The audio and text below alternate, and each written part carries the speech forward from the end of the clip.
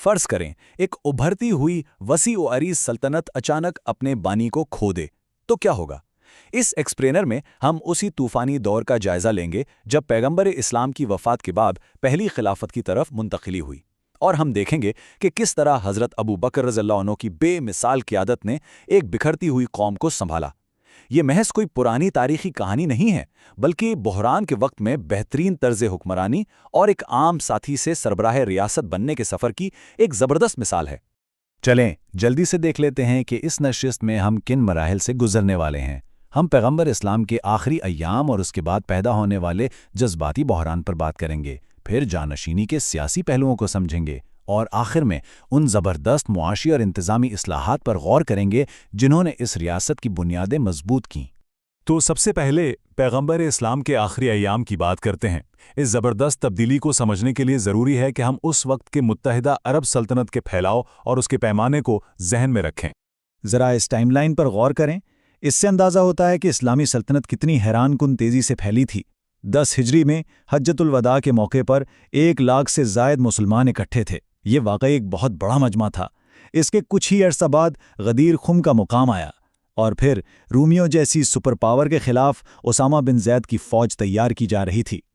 پھر آخری ہفتوں میں جب پیغمبر اسلام کی بیماری شدید ہوئی تو حضرت ابوبکر نے نمازوں کی امامت سنبھالی، اور بالآخر 61 شمسی یا 63 قمری سال کی عمر میں پیغمبر کا وصال ہو گیا۔ اب اتنی تیزی سے عالمی طاقت بننے والی سلطنت میں اچانک قیادت کا خلا پیدا ہونا، ظاہر ہے یہ ایک انتہائی خوفناک اور کٹھن لمحہ تھا۔ اس سانے کے فوراً بعد کا مرحلہ بحران میں گھری ایک امت کا تھا۔ اچانک وفات کی خبر نے مدینے کو مکمل طور پر ایک جذباتی طوفان اور شدید صدمے کی کیفیت میں دھکیل دیا۔ اس نازک لمحے پر 2 انتہائی قریبی ساتھیوں کے رد عمل میں ایک بہت گہرا اور حیران کن تضاد نظر آتا ہے۔ ایک طرف حضرت عمر ہیں جنہوں نے شدید صدمے اور انکار کی کیفیت میں تلوار نکال لی۔ ان کا پورے یقین سے ماننا تھا کہ پیغمبر واپس آئیں گے، بالکل ویسے ہی جیسے حضرت موسیٰ کوہ طور سے 40 دن بعد واپس آئے تھے تاکہ روم اور فارس فتح کیے جا سکیں۔ لیکن دوسری طرف حضرت ابو بکر کا رویہ دیکھیں۔ انہوں نے غم کے باوجود انتہائی پرسکون انداز میں حقیقت کو تسلیم کیا۔ وہ گئے، پیغمبر کے ماتھے کا بوسہ لیا، اور پھر اس ٹوٹتی ہوئی غمزدہ کمیونٹی کے لیے ایک مضبوط لنگر بن کر سامنے آئے۔ اور پھر انہوں نے یہ تاریخی الفاظ ادا کیے۔ ان الفاظ اور غزوہ احد کی قرآنی آیات کی تلاوت نے جیسے ایک جادو سا اثر کیا۔ یہ ایسا تھا جیسے خلا میں بھٹکتے لوگوں کو حقیقت کی ٹھوس زمین مل گئی ہو۔ اس واضح سچائی کا اتنا گہرا اثر ہوا کہ حضرت عمر جیسے مضبوط انسان بھی رطوبت اور صدمے کے مارے زمین پر گر پڑے۔ اب جیسے ہی یہ جذباتی حقیقت تسلیم کی گئی، فوراً ہی ایک سیاسی بحران نے سر اٹھانا شروع کر دیا۔ سوال یہ تھا کہ اتنی وسیع و عریض عرب سلطنت کی قیادت اب کون کرے گا؟ واقعات کچھ اس طرح تیزی سے آگے بڑھے۔ مدینہ کے انصار سقیفہ بنی ساعدہ میں اپنے رہنما سعد بن عبادہ کو نامزد کرنے کے لیے جمع تھے۔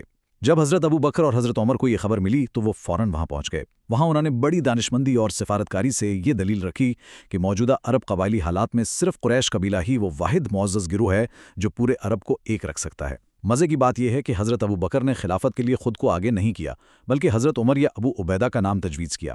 لیکن حضرت عمر نے آگے بڑھ کر خود حضرت ابو بکر کو نامزد کر دیا، جس پر ایک متفقہ فیصلہ سامنے آیا، اور یوں بغیر کسی خون خرابے کے خالص سفارتکاری اور اتحاد رائے سے وہ 59 سال کی عمر میں خلیفہ منتخب ہو گئے۔ یہاں یہ سمجھنا بہت ضروری ہے کہ قریش میں سے کسی رہنما کا انتخاب کوئی اتفاقی فیصلہ نہیں تھا، بلکہ ایک انتہائی نپی تلی سیاسی حکمت عملی تھی۔ دراصل کعبہ کے انتظامات اور ابراہہ کی فوج والے تاریخی واقعے کی وجہ سے پورا عرب قریش کی عزت کرتا تھا، تو نئے متحد ہونے والے عرب قبائل کو آپس میں لڑنے اور بکھرنے سے بچانے کے لیے قریش کی مرکزیت کو قائم رکھنا ایک لازمی قدم تھا۔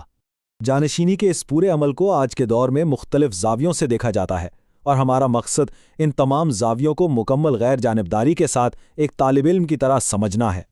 اگر ہم آبادیاتی تناسب کے لحاظ سے دیکھیں تو مسلمانوں کی بھاری اکثریت یعنی تقریباً 87% کا سنی نقطہ نظر یہ ہے کہ پیغمبر اسلام نے کوئی جانشین مقرر نہیں کیا تھا، اور حضرت ابو بکر کا انتخاب باہمی مشورے یعنی اتفاق رائے سے بالکل درست کیا گیا، جبکہ اقلیت یعنی تقریباً 13% کا شیعہ نقطہ نظر یہ مانتا ہے کہ غدیر خم کے مقام پر الہی تقراری کے تحت حضرت علی کو پہلے ہی جانشین مقرر کیا جا چکا تھا۔ تاریخ کے سہم ترین موڑ کو سمجھنے کے لیے ان دونوں آراء کا علم ہونا ضروری ہے۔ ان ابتدائی اختلافات کے دوران ایک بات جو سب سے نمایاں رہی وہ کمیونٹی کے اتحاد پر توجہ تھی۔ حضرت علی ابتدا میں سقیفہ کے اجلاس میں شامل نہیں تھے کیونکہ وہ پیغمبر اسلام کی تدفین کے انتظامات میں مصروف تھے۔ اس اجلت میں ہونے والے فیصلے پر ان کے کچھ تحفظات ضرور تھے جس کی وجہ سے انہوں نے بیعت میں کچھ تاخیر کی، لیکن جب ابو سفیان نے انہیں نئے خلیفہ کے خلاف فوج کھڑی کرنے کی پیشکش کی تو انہوں نے اسے سختی سے مسترد کر دیا۔ امت کی تقسیم انہیں ہرگز گوارا نہیں تھی۔ بالآخر انہوں نے عوامی سطح پر بیعت کی اور نئی انتظامیہ کے ساتھ مل کر ریاست کی مضبوطی کے لیے کلیدی کردار ادا کیا۔ اب ذرا ان کی فلاح و بہبود اور عاجزانہ قیادت کی طرف آتے ہیں۔ ایک عام ساتھی سے ریاست کے سربراہ بننے کا یہ سفر بہت سی حیران کن معاشی پالیسیوں کا باعث بنا۔ ذرا سوچئے، ایک عالمی سلطنت کا نیا حکمران اپنی تنخواہ کا فیصلہ کیسے کرتا ہے؟ یہ واقعی ایک دلچسپ پہیلی ہے، اور یہ بحث آج کے دور کے حکمرانوں کو بھی سوچنے پر مجبور کر سکتی ہے۔ ہوا کچھ یوں کہ خلیفہ بننے کے بالکل اگلے دن حضرت ابوبکر ایک عام تاجر کی طرح اپنے خاندان کا پیٹ پالنے کے لیے بازار میں کپڑے کی دکان پر کام کرنے چلے گئے۔ جب ریاست کے کاموں کے لیے انہیں واپس لایا گیا تو ریاست نے ان کے لیے ایک معیاری تنخواہ کی پیشکش کی، لیکن حضرت ابوبکر نے شرط رکھی کہ ان کی تنخواہ ریاست کے ایک عام مزدور کی اجرت کے برابر ہونی چاہیے۔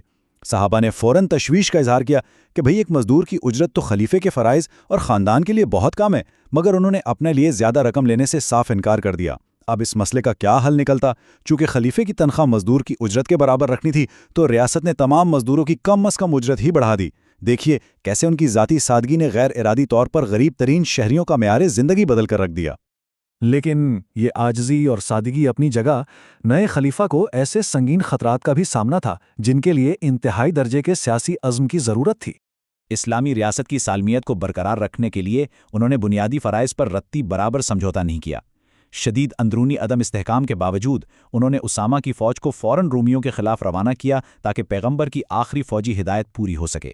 پھر جب کئی قبائل نے پیغمبر کی وفات کو جواز بنا کر زکوٰۃ دینے سے انکار کیا، جو کہ ایک بہت بڑا معاشی اور سیاسی بحران تھا، تو بہت سے لوگوں کے مشوروں کے برعکس حضرت ابوبکر نے ان باغیوں کے خلاف سختی سے ریاست کی رٹ قائم کی اور ساتھ ہی مسلمہ کذاب جیسے جھوٹے دعوے داروں کا بھی مکمل صفایا کیا جنہوں نے سلطنت کو اندر سے بکھیرنے کی کوشش کی تھی۔ یہ فیصلے واقعی ایک غیر متزلزل قیادت کی عکاسی کرتے ہیں۔